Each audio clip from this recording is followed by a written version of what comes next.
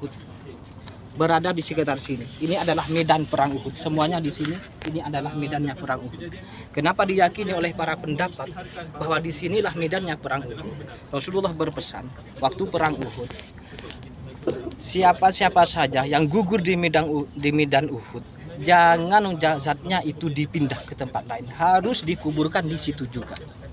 Maka diyakini oleh semua ahli sejarah bahwa medan perang Uhud di sini, Bapak Ibu. Iya, ini semua medan perang Uhud. Karena 70 sahabat yang wafat di sini. Dan pasukan pemanah yang dipimpin oleh Abdullah bin Jubair di sebelah sana, ya. Tadi sudah dijelaskan. Dan orang-orang yang memimpin dari orang Quraisy terdahulu yaitu adalah Abu Sufyan.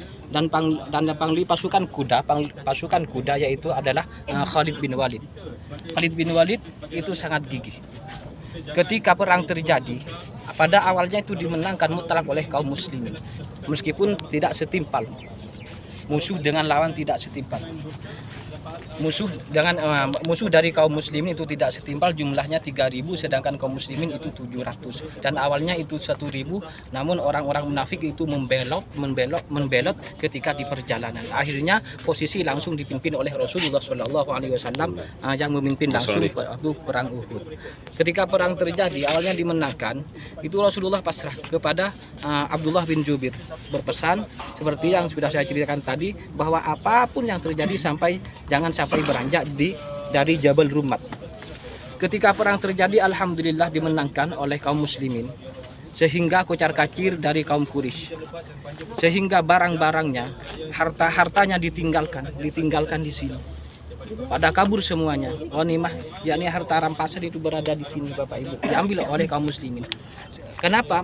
Yang di atas itu tergiur karena di bawah itu pada sahabat-sahabatnya itu pada mengambil barang harta rampasan dari orang Quraisy, maka yang di atas itu tergiur. Dan akhirnya turun yang di atas, tinggal 9 orang. Ketika itu Khalid bin Walid, pasukan dari sebelum masuk Islam, pasukan dari kaum Quraisy, lalu melihat bahwa di sana itu sudah kosong, maka diseranglah lewat belakang. Diserang lewat belakang oleh Khalid bin Walid, maka terjadilah perang di sana. Karena kekuatan sudah tidak ada, terjadi peperangan yang sangat tidak beraturan lah ceritanya begitu. Sampai-sampai dari kaum muslimin itu tidak tahu mana itu yang musuh, mana itu yang lawan. Karena yang ada di pikiran kaum muslimin cuma Rasulullah SAW. Sampai-sampai terjatuh rahang Rasulullah SAW.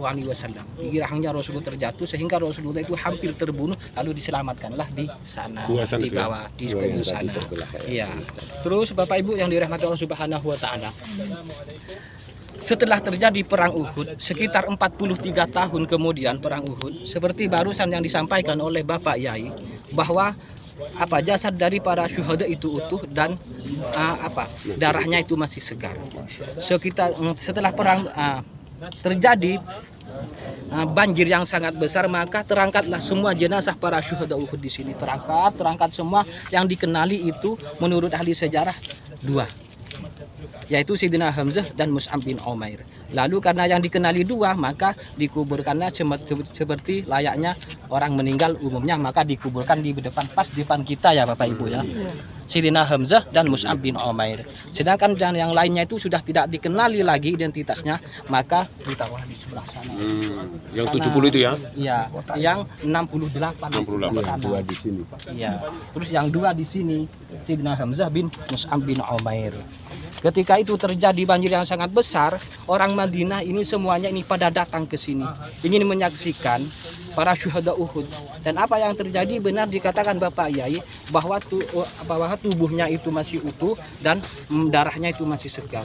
Sampai dalam Al-Qur'an itu Allah Ta'ala itu menjelaskan, wala tahsabanna alladzina qutilu fi sabilillahi amwata bal ahya'un inda rabbihim yurzaqun. Jadi orang-orang yang gugur di medan perang itu bukanlah mati, melainkan dia itu seolah-olah itu seakan-akan dia itu berpindah.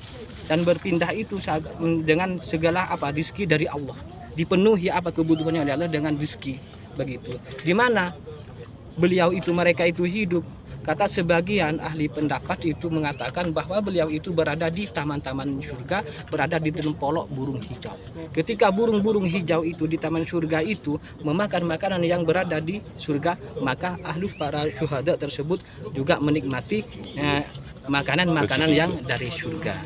Bapak Ibu yang dirahmati Allah Subhanahu wa taala, cerita singkat dari kami tentang syuhada Uhud, karena kalau misalnya diceritakan ini panjang sekali. Kami cuma bercerita sedikit pendek saja, dan sekarang saya pasrahkan kepada Bapak Yai biar memimpin langsung masalah salam, dan mungkin ingin bertawassul silahkan bertawassul. Insya Allah siapa yang mencintai para syuhada Uhud nanti dikumpulkan di surganya Allah. Amin. Dengan para syuhada Uhud. Amin. Doakan para syuhada Uhud. Amin. Dan langsung dipimpin oleh Bapak. Amin. Insya Allah kita berkumpul dengan para syuhada. Amin. Amin. Ya Rabbal Alamin. Ini Zubair bin Abdul Thalib dan satunya siapa? Sayyidina Hamzah bin Abdul Muthalib. Yang satunya itu? Yang satunya itu adalah Mus'ab bin Umair. Yang pas pimpinan perang panah itu apa? Zubair bin Abdullah bin Jubir. Oke. Bukan Zubir ya. Jubir. Zubir. Iya. Abdullah bin Zubir itu Pakai siapa? terakhir. Oke.